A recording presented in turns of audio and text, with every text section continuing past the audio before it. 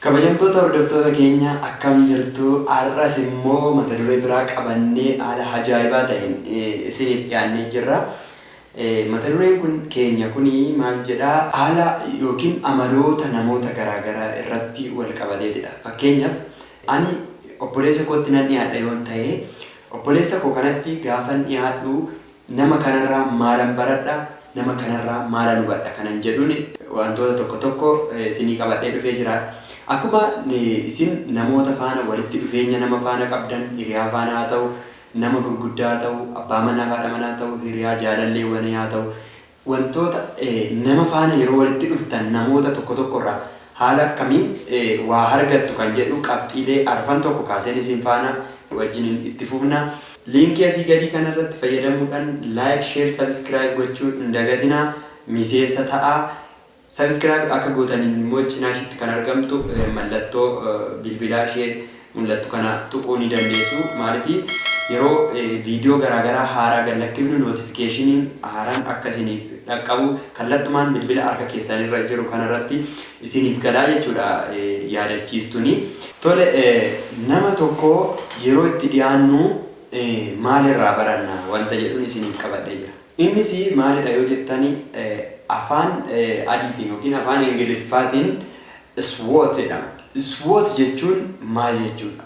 Wanta jedhu tokkoon isaanii qubee kana hiikeen isiniif ibsuu yaala. Nama tokko nama cimaas haa ta'u nama laafas yeroo itti dhiyaattan nama irraa wanti isin barattan SWOT jecha jedhu. SWOT jechuun gabaajeedha yookiin kottoonfatee jira jechuudha yeroo hiiknee isiniif ibsuu yaalu. Esin strengths kan jedhamu bakka waa nama tokkotti yeroo dhiyaatan cimina nama sanaa hammam akka cimaa ta'e nama faana akkamittiin hojii inni akkamii hojjechuu akka danda'u cimina nama sanaa irraa barannaa jechuudha. Nama tokko yeroo itti dhiyaannu strengthsdha jechuudha inni jalqabaa. W yookiin immoo waan inni taanee jiru maal ibsaa? Weakness jechuun dadhabbii nama sanaa irraa barannaa jechuudha. Cimina nama tokkoo yoo irraa baranne dadhabbii nama tokkoo irraa baranna. Ciminni isaa maal akka ta'e, dadhabbiin isaa maal akka ta'e. Wanta tokko raawwachuuf jedhee namni suni akkamittiin cimaadha wanta sana dafee raawwachuudhaaf haala akkamii keessa deemuu qaba. Akkasumas immoo wanta tokko immoo raawwachuu dadhabuun isaa dadhabbiin isaa maalidha? Wanta tokko raawwatee dafee hojiitti hiikuudhaaf dadhabbiin namni kun qabu maalidha kan jedhudha jechuudha. Weakness jechuun dadhabbii nama sanaati. Inni itti aanu on walakkaarra jirtu opportunity bakka bu'a. Opportunity jechuun carraa nama tokko. Carraan nama tokko maal akka ta'e jireenya inni jiraatu carraan isaa maalidha? Cimaa yoo ta'e carraan isaa maalidha? Laafaa yoo ta'e carraan isaa maalidha kan jedhu ilaallaa jechuudha. Opportunity bakka buutii ooni.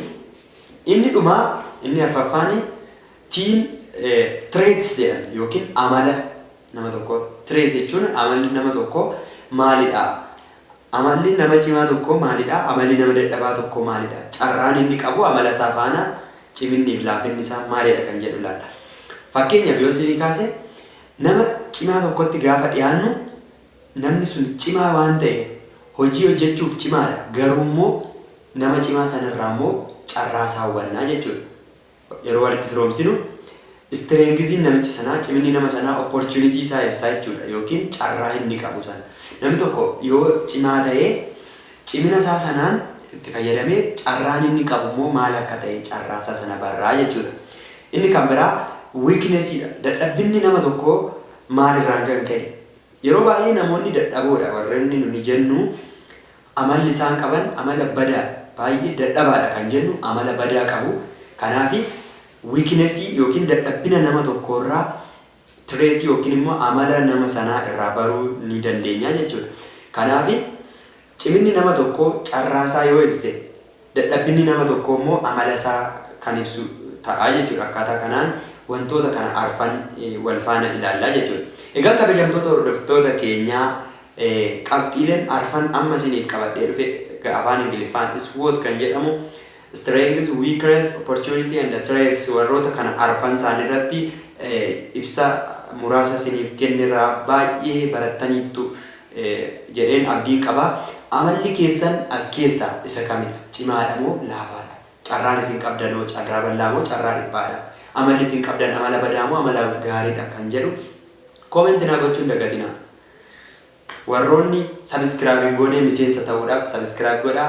Ergi subscribe gootanii mallattoo bilbilaa ishee jalarratti mul'attu kana tuqaa. Sababni isaa maaliif viidiyoo haaraa hojjennee yeroo isiniif gallakkisnu yaadachiistuu yookiin notificationin dursee isin dhaqqaba jechuudha. Waan hordoftaniif guddaa galatoomaa. Ani Daani'el Daqsiisaa Daadhiitii horaa bulaa deemanaa.